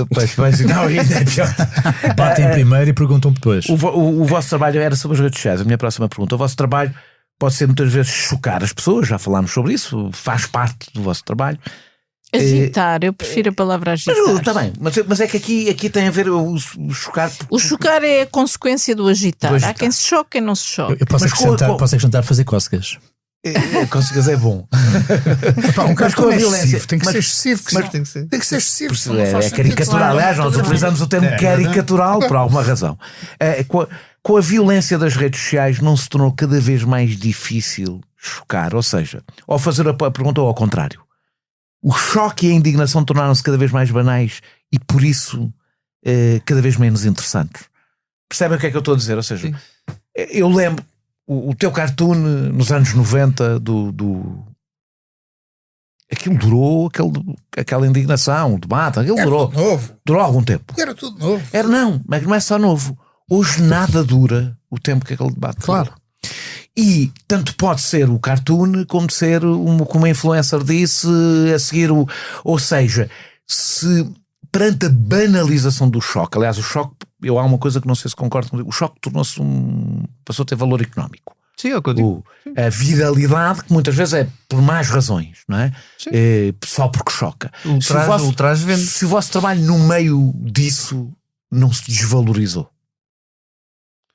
ou se não se tornou mais difícil, não torna mais exigente para desafio. vocês. Acho que é cada vez mais um desafio. Deixa-me pegar num. Eu tenho que ir dizer de quem fala, que as pessoas não estão a ver. O Nuno. É um desafio porque leva-nos a pensar as coisas de outra forma e a tirar-nos com algum treino, com algum aquecimento. Por exemplo, recordo-me de há uns poucos anos, na altura da pandemia, quando o PSD faz uma coligação, não é uma coligação, faz um acordo tátil com este partido que me recusa dizer o nome nos Açores. Tátil? Sim, e então eu desenho o símbolo do PPD-PSD, que já agora aproveito para dizer, não sei se isto é um mito urbano, que foi pensado pela pena do Augusto Cid. Não é urbano, é mesmo real. Foi mesmo. E o Augusto Cid, quando desenha as setas viradas para cima, é uma homenagem ao Partido Social Democrata Alemão, que foi perseguido e assassinado. Eu desenhei o símbolo do PSD, como sabem, são 3 setas, uma laranja, uma branca e outra preta, e desenhei os símbolos como se fossem humanizados, com uns bracinhos e umas perninhas, e a seta preta está a ir embora muito assustada, e as outras dizem, baza daqui preto. Ao fazer isto, quem é que eu estou a ofender? Estou a ofender o meu objetivo com este desenho é mostrar que o PPD está em coligação com um partido xenófobo e racista. Mas se calhar nas redes sociais as pessoas não diria os mais humildes nem os mais simples, digo na generalidade, a maior parte das pessoas, a maior parte dos leitores das redes sociais vão se ofender com a palavra preto. Acha que tu estás a defender isso e não a criticar? Exatamente. Mas em relação a este meu cartoon, é que vocês vivem também parte da ironia, houve essa interpretação inversa. Sim, também acharam que eram racistas. Acharam que eu estava a estimular o racismo. Vou dizer uma coisa não muito correta. Há também uma coisa que as redes sociais trouxeram. É que a estupidez estava mais escondida. Não é correto, é real. Hoje ela passou a ser... Nós de repente apercebemos, eu digo sempre isto sobre os textos, e acho que toda a gente deve fazer isto. Devemos escrever sempre a pensar num leitor ideal, ou seja, num leitor pelo menos tão inteligente como nós. Mas é a única maneira de não baixarmos a fasquia, escrevemos para um leitor que nós achamos que é pelo menos tão inteligente como nós, preferencialmente mais. E as redes sociais vieram mostrar uma realidade avassaladora, que não é da maioria dos leitores, é daquelas pessoas que falam mais, não é? Mas isso liga-se com o que eu disse no início, de facto, que a linguagem do cartoon se recorre a metáforas, a referências. Eu, por exemplo, não explícitas ainda por cima. Exatamente. Podem-me dizer, ok, sou elitista, mas eu uso muitas vezes referências cinematográficas porque adoro cinema. Se calhar aquilo chega a algumas pessoas, e não, eu fiz uma vez pode haver camadas de interpretação, ou seja, pessoas que só percebem uma parte, outras percebem mais, outras percebem mais. Agora a pergunta é, somos nós que temos de descer ou tentar que as pessoas tentem depende do sítio onde se desenha, quer dizer, lá está, por isso mesmo eu desenho para o público, eu tenho a ideia que há uma certa leitora. Já tens de pensar que há mais gente, não é? Aqui o Expresso tem um público, eu também imagino qual é o público do Expresso e que ele é capaz de perceber algumas coisas, alguns jogos. Que não é obrigatoriamente, e depois as pessoas que falam quando a coisa se torna polémica, que não são os leitores, é quando a coisa passa para as redes sociais. Mas aí também estão a ser estão a falar amando de alguém que lhes deu uma ideia errada, deu-lhes um amando, ou pelo menos condicionados, não é? Não, eu vi contas de operacionais da polícia no Instagram a dizer assim, eles estão-vos a insultar, vão lá insultá-los a eles. E houve contas com 40 mil pessoas, 40 mil seguidores a aparecerem depois no nosso feed. Eles nem sabem bem o que é que estão a comentar, eles nem sabem bem o que é que estão a reagir, porque disseram-lhes que estava a acontecer uma coisa que não estava a acontecer, nem foi. Deixa-me agora o sentido inverso, porque é um tema muitas vezes falado. Fala-se muito do politicamente correto e da censura. Também sentem isso, que tornou o vosso trabalho... Aliás, já falámos aqui um bocadinho quando falámos do body shaming e do face shaming, que o face shaming é uma expressão que inventei agora. Já me aconteceu, eu sou, muitas vezes, vítima, somos todos, não é? Mas eu sinto-me um bocado vítima do politicamente incorreto, porque trabalho muitas das vezes para instituições... ligadas à esquerda, enfim, podes dizer assim com... Sim, à esquerda, pronto, à esquerda e também e realmente são os meus amigos. Sim, humanitárias e amnistias, associações de cariz social. E é realmente com os meus amigos, com os mais próximos, que me conhecem bem ou que me deveriam conhecer bem, que eu apanho as maiores críticas sobre o sobe lá esse decote, baixa lá essa saia. Tem cuidado aí com essa coisa do estás a desenhar, tenta caucasiar, não sei se a palavra está correta, mas caucasionar. Podias publicar agora a filosofia. Não sei. Não, mas aí vou dizer-te, a esquerda está a ficar. Eu não alinho na conversa do politicamente correto. Não gosto da conversa contra o politicamente correto, porque geralmente vem a favor da alarvidade. Mas a esquerda tem agora a esquerda está a ficar puritana, que é uma coisa mais um pouco na sua relação com a sexualidade e com o corpo. Na guerra da Ucrânia e leva-se com a esquerda em cima. Eu por exemplo, não faço um único cartoon sobre a guerra da Ucrânia. Não, recuso-me. Não faço. Eu faço contra o Putin e já levei com eu uma vez escrevo sobre o malta a criticar. Não sei, pá. Agora quero fazer umas perguntas que não têm nada a ver com estes temas que estivemos aqui a falar, mas têm a ver com o vosso trabalho. Só para terminarmos, 2 perguntas. Saindo um pouco, portanto, no tema de hoje.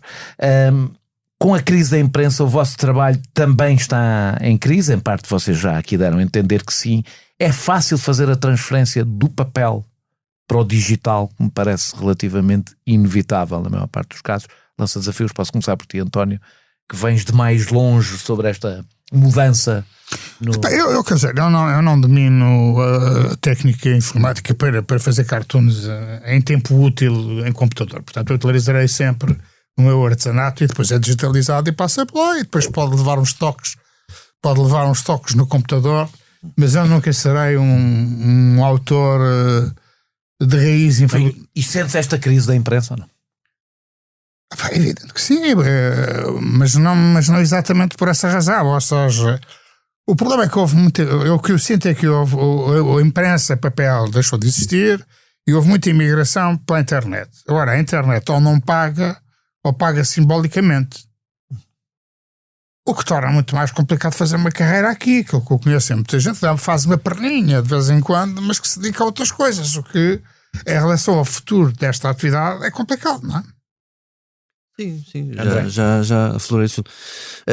Pode-se dizer que esta polémica é um bocado também por causa dessa transição, no sentido em que a partir do momento em que deixas de ter um cartoon numa página impressa, é mais fácil, lá está, descontextualizar qualquer elemento dessa página impressa. Isso também acontece no escrito. Não só descontextualizar, como chegar a mais pessoas que de outra maneira maneira não chegaria. Portanto, todo o elemento que antes estava numa página impressa, neste momento é descontextualizável individualmente, o título, a chamada, o artigo, a ilustração. Eu perco quase mais tempo a escolher tanto tempo a escolher o destaque como a escrever o texto. Pronto, exatamente. Portanto, é uma coisa diferente. No meu caso específico, e não sei, há aqui pessoas também que passam por isso, que é a minha atividade não é só cartoon. Portanto, eu não considero que enquanto artista... Muitos de vocês fazem ilustração também. Ilustração, escrever dar aulas. Portanto, para mim o cartoon é... O desenho de opinião, sim. Portanto, mesmo quando eu faço desenho, um livro infantil, estou a transmitir uma opinião, estou a transmitir um ponto de vista, não é? O cartoon é mais uma maneira de transmitir uma visão do mundo. Mas está em crise, Se vocês me deixaram, eu conto-vos uma história antiga das contextualizações. Há muitos anos, fui a Macau apresentar na altura fazia-se diaporamas sobre o 25 de Abril. E o diaporama, pronto, o governo de Macau pediu-me para fazer as maquetes e para pôr uma parte em português e um espaço igual para depois pôr em chinês, português. Até que chegou a altura de fazer um cartaz. O cartaz era grande, está por aqui. Igual em chinês não tinha graça. Tinha uma revista que tinha os caracteres chineses e fiz os caracteres chineses e mandei. Tudo bem. Quando chegou a altura, cheguei a Hong Kong e vem uma amiga minha, jornalista portuguesa em Macau, com o cartaz já impresso, que estava espalhado por Macau, com o cartaz, estás a ver? E eu começo a olhar para aquilo e sinto que há qualquer coisa que não está bem, não sabia o que era. Depois pensei mais, eu conheço estes caracteres, eram os caracteres que estavam na revista, e a partir daí fiquei em pânico, fui ter com a guia, o que é que isto quer dizer? E então era qualquer coisa quando a primavera chega. Mal ou menos, não é? Quando cheguei a Macau, fui perguntar a outro chinês, no caso eram 10 anos, o que isto quer dizer? E ele disse mais ou menos a mesma coisa. E depois falámos e ele explicou-me porque o título do Diaporama era "E tudo o 25 de Abril levou". Sim. Bom, o que implica duas coisas. Primeiro, uma memória do cinema, não é? Uhum. Sim. E outra, segundo me explicar, Abril não era 25 de Abril, tudo Abril levou, assim é que era, não tinha 25, e tudo Abril levou. O Abril não leva nada em chinês, o Abril não é um ser vivo, portanto não pode levar, portanto, como aquilo dava e quando a primavera chegou, É bom. é bom. Epá, mas podia ser uma outra Saturno. Deixa-me fazer-vos uma última pergunta. A inteligência artificial pode tirar-vos parte do trabalho? André. Quem é que responde? Sou eu? Não, André, Cristina, quem quiser. Pois sabe que já está à frente. Sim, depende. Eu ainda estou otimista. Acho que pode acabar com muito trabalho, assim como o Photoshop acabou com muito trabalho, assim como, portanto, embora isto seja completamente diferente. Mas eu ainda estou otimista que eu não ponho tanta fé ainda na inteligência artificial como há muita gente a pôr. Acho que aquilo não é inteligência nenhuma, mas é artificial. Eu entrevistei aqui uma pessoa que explica que a inteligência artificial, e não é um crítico, pelo contrário, é uma pessoa que se interessa muito pelo assunto, está cada vez mais distante da inteligência humana e não cada vez mais próxima. Eu ouvi esse episódio e gostei imenso porque achei que foi dos episódios que melhor falaram da inteligência artificial. Precisamente por isso, porque há aqui uma confusão que é: eu já tentei utilizar a inteligência artificial para fazer uma ilustração e não consegui. Eu acho que um diretor de arte para utilizar uma inteligência artificial para fazer uma ilustração não vai conseguir, ou vai ter muito mais trabalho do que encomendá-la a alguém. Não sei como é que isso vai evoluir, mas, por exemplo, há trabalhos de pesquisa. Por exemplo, eu quando faço uma ilustração, como a Cristina estava a dizer, precisa de, por exemplo, ver uniformes. A inteligência artificial pode facilitar esse trabalho, portanto pode-nos... Ou seja, ela pode procurar armas, polícia francesa, não sei o quê, aquilo faz logo um trabalho... Em vez de estarmos a fazer o chamado scraping da internet... Sim, não é um trabalho criativo, na realidade. Claro. Todos os trabalhos de SAPA podem ser feitos pela isso é inteligência bom, artificial. aliás, eu acho isso muitas vezes em relação à tecnologia. Fica só por aí. Mesmo em relação, não fica só por aí. Mesmo em relação à fotografia. Essa é a minha dúvida. Mesmo em relação à fotografia, como vocês não sei se sabem, há pouco tempo houve Sim, o prémio. o prémio. E eu acho que isso não diz nada de mal da inteligência artificial, diz de quem deu o prémio. Que significa que se o humano é dispensável para uma coisa tão... que existe tanta sensibilidade como a fotografia, quer dizer que provavelmente só avaliaram a técnica, não avaliaram mais nada. E a fotografia é um bom exemplo, porque a fotografia, pode-se argumentar que a fotografia apareceu para libertar, por exemplo, a pintura para o cubismo. E eu fico curioso porque o que é que a inteligência artificial há de nos libertar para evoluir a nível artístico. Eu estou como o André. Eu acho Já que agora deixa-me dizer que artificial... o podcast era, antes me esqueça, é do João Ribeiro, foi o podcast Sim, é excelente. que ele participou aqui. Acho que a inteligência artificial será utilizada para já como um instrumento, e nesse sentido faz todo o sentido e ajuda-nos do ponto de vista... É uma forma de economizar o nosso tempo, não é? Nós perdemos imenso tempo a ter que beber uma Imperial, a subir, ter ideias, desenhar e depois beber outra Imperial. Pelo menos falo para mim. E então ponho lá a inteligência artificial a trabalhar para mim e pronto. E só bebe felizmente Imperial. não bebe. Felizmente, Tu queres felizmente não bebe por mim. Ainda não bebe por mim. Mas acho que isto é no todo, isto na parte, mas no todo é um instrumento para os inteligentes artificiais. Os inteligentes artificiais, os homens e mulheres inteligentes artificiais, alguns art directors, alguns designers, está a fascinar imensos designers, meus amigos. Todos, eu não sou capaz de dizer isto, não é? Mas entre nós, não sei, não está aqui ninguém a ouvir, isso vai ficar gravado, Nuno. ninguém nos ouve. Mas isso é próprio do inteligente artificial, procurar fazer aquilo que o seu próprio engenho poderá conseguir António, fazer. dizer uma coisa. Quer dizer, o que eu acho é que as coisas não ficam só por aí. E, portanto, há outros tipos de consequências que eu não vejo serem abordadas, quer dizer, mas já não vejo serem abordadas ao nível, por exemplo, da informatização geral ou da robótica, não sei o que. Quer dizer, eu chego ao aeroporto, eu tenho que me fazer mais estúpido do que sou para ter um funcionário para tomar conta, e ajudem-me que eu não sei. É só aquele tipo no telemóvel que carrega sempre para ser atendido pelo operador mesmo. Quer dizer, estas coisas todas as máquinas vão sempre retirando empregos, e não vejo ao mesmo tempo criarem-se novos empregos. Porque não é grave, eu devo dizer, eu acho que há uma parte boa, não é? Se nós conseguimos, por exemplo, se conseguimos libertar o tempo da Cristina a fazer pesquisa para procurar os uniformes da polícia francesa que ela pode usar, ou para beber imperiais, ou para o trabalho criativo, ficamos todos a ganhar. A questão exatamente é, e mesmo em relação à parte da técnica, devo dizer, eu acho que se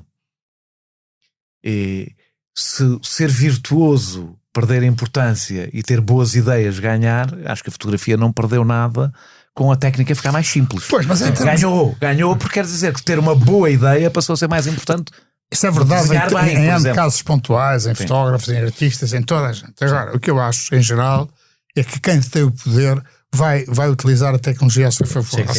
E nós ainda não encontramos, não vejo no horizonte um antídoto para isso. Um antídoto, porque acho que os discursos políticos ainda não respondem a esse tipo de questão. Cristina, tens alguma coisa a acrescentar a isto?